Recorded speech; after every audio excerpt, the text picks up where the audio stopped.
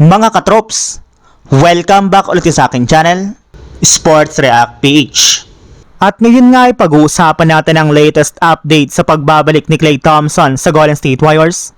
Pag-uusapan na rin nga natin dito sa ating panibagong video ang balitang magre-request ng Adipose Alperen Sengun sa Houston Rockets.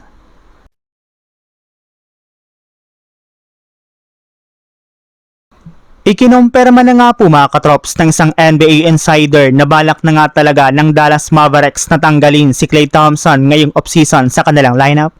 Pero dahil nga po meron itong malaking kontrata, ay hindi nga po nila afford na i-waive o i-buyout ito since magre-reflect pa rin nga po ang kanyang kontrata sa kanilang cap space sa susunod na taon. Kaya ang kailangan na lang naman nga po nilang gawin ngayon ay trade ito as soon as possible sa ibang kupunan. And since nga po walang kakayahan ang Warriors na kunin si Klay Thompson sa isang trade, ay malaki nga po ang posibilidad na hindi matuloy ngayong offseason ang kanilang reunion.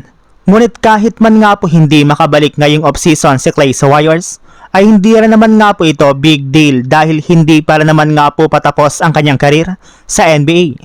Maaari para naman nga po niya itong gawin kapag tuluyan ang nagtapos ang kanyang kasalukuyang kontrata sa susunod na taon. Since sa ganitong paraan nga po hindi na siya makokontrol pa ng ibang mga teams at siya na nga po mismo ang kusang babalik sa Golden State Warriors.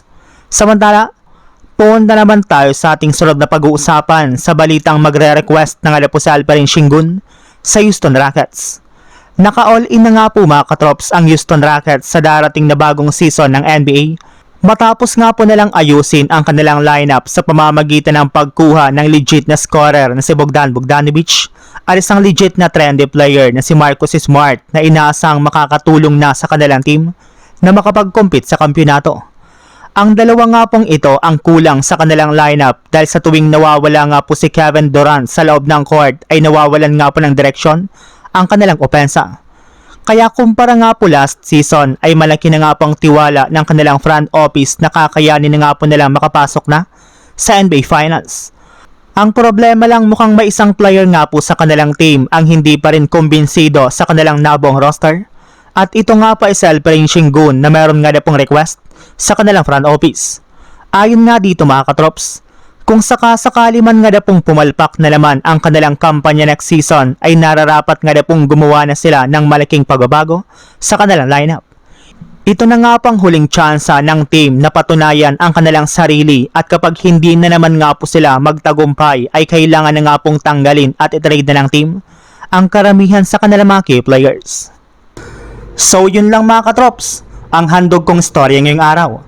Sana nag-enjoy kayo, please like and subscribe my YouTube channel, Sports React PH para sa iba pang storya at update patungkol sa NBA. Kita-kits muli sa ating susunod na video.